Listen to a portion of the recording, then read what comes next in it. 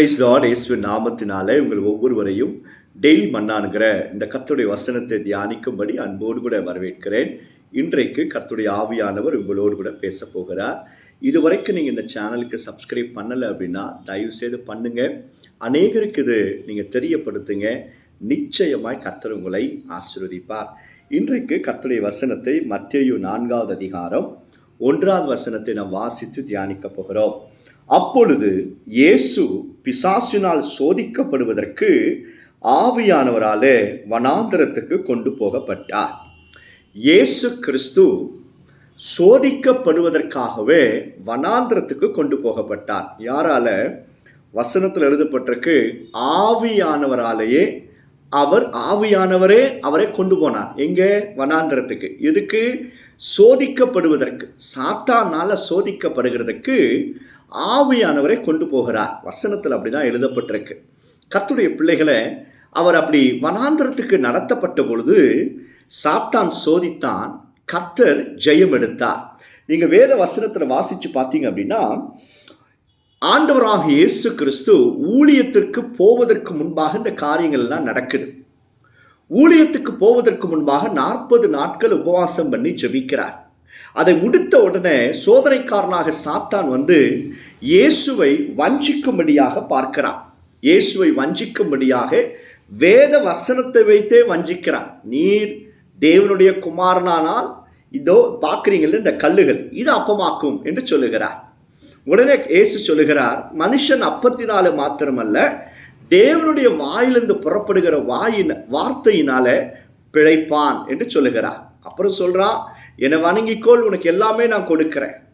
அப்ப இயேசு சொல்லுகிறார், தேவனை ஒருவரை மட்டும்தான் வணங்கணும் என்று சொல்லி இப்படி வேத வசனங்களை சொல்லி சாத்தானை இயேசு துரத்துகிறார். கர்த்தருடைய பிள்ளைகளை, கர்த்தர் நம்மை தோல்வி அடையும்படியாக ஒரு நாளும் பிரச்சனைகளை அனுமதிப்பது இல்லை. அப்போ ஏன் வருது நம்ம வாழ்க்கையில் பிரச்சனை? நான் ஜோம் பண்ணுறேன், உபவாசம் பண்ணுறேன், கர்த்தருக்கு பயந்து நடக்கிறேன், நான் கர்த்தருக்கு பிரியமாய் நடக்கிறேன், ஆனாலும் ஏன் வாழ்க்கையில் பிரச்சனை வருது அப்படின்னு பல நேரத்தில் கேள்விகள் நம்ம இருதயத்தில் எழும்போம். ஏன் அப்படி பிரச்சனைகள் வருது அப்படின்னா, தேவன் உங்களை சோர்வடைய அல்ல, உங்களை ஜெயமுள்ளவர்களாய் மாற்ற, உங்களை பலப்படுத்தும்படியாக நமக்கு முன்பாக தேவன் ஒரு பெரிய ஊழியத்தை, நமக்கு முன்பாக கர்த்தர் ஒரு பெரிய காரியத்தை நீங்களும் நானும் செய்து முடிக்க வேண்டும். அதற்காக தேவன் நம்மை பலப்படுத்துகிறார். இந்த இடத்துல பார்த்தீங்கன்னா, இயேசுக்கே வனாந்தரத்தில் நடத்தப்பட்டார். இயேசு வனாந்தரத்தில் நடத்தப்படும் பொழுது சோதனை உண்டானது. பலவிதமான பிசாசின் வஞ்சகமான காரியங்கள் இருந்தாலும் இயேசு வசனத்தினால ஜெயம் எடுத்தார். கர்த்தருடைய பிள்ளைகளாக நமக்கும் நம்ம வாழ்க்கையில் வனாந்தரமான சூழ்நிலை இருக்கும். வஞ்சிக்கப்படுவோம், மோசம் போக்குற காரியங்கள், நாம் சோர்ந்து போகிற சூழ்நிலை, பணமே இல்லாமல் எந்த பிரயாசப்பட்டாலும் தோல்வி அடைகிற ஒரு வனாந்திரத்தை போல சூழ்நிலை நம்ம வாழ்க்கையில் காணப்பட்டாலும், கர்த்தருக்குள் பிரியமானவர்களை, அந்த வனாந்திரத்தில் நீங்கள் தேவனுடைய வல்லமையை பார்ப்பீர்கள். எப்படி?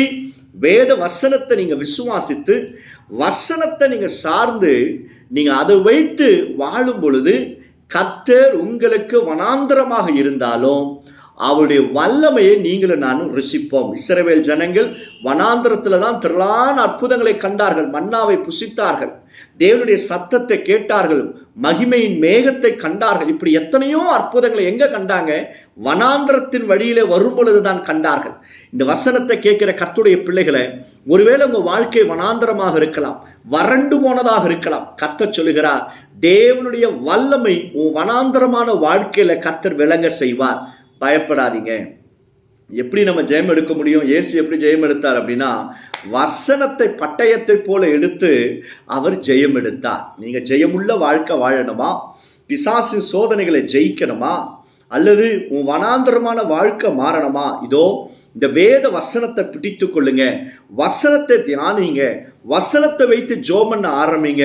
இந்த வசனத்தின்படியாய் வாழும் பொழுதும், இந்த வசனம் வேத வசனத்தை நீங்க பிடித்து கொள்ளும் பொழுது நிச்சயமாக உன் வனாந்தரத்தில் தேவனுடைய வல்லமை விளங்கும். பிசாசு ஓடி போவான். உங்களை கர்த்தர் வல்லமையாய் கொண்டு பெரிய காரியங்களை செய்வார். அல்லேலூயா.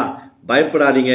உன் வனாந்தரத்தில் கர்த்தர் தம்முடைய வல்லமையை விளங்க பண்ணி பெரிய காரியங்களை ஆவியானவர் செய்ய போகிறார். அல்லேலூயா. ஜெபம் பண்ணலாமா? பரலோக பிதாவே, யாரெல்லாம் வனாந்திரத்தை போல சூழ்நிலைகள் இருக்கிறாங்களோ, பிசாசினால மோசம் போக்கப்பட்டு வாழ்க்கையெல்லாம் சோதனையாக வேதனையாக காணப்படுகிறதோ, இன்றைக்கும் உடைய பிள்ளைகளுக்கு ஒரு பெரிய மாறுதல் உண்டாகட்டும். ஜெயத்தை உண்டாக்குவீராக இயேசுவின் நாமத்தினால. ஆவியானவரே, உடைய பிள்ளைகளுடைய வாழ்க்கையில் உடைய வல்லமை விளங்குவதாக. பிசாசு வெட்கப்பட்டு போகட்டும். இயேசுவின் நாமத்தினால ஜெபிக்கிறோம் பிதாவே. ஆமென், ஆமென். God bless you all.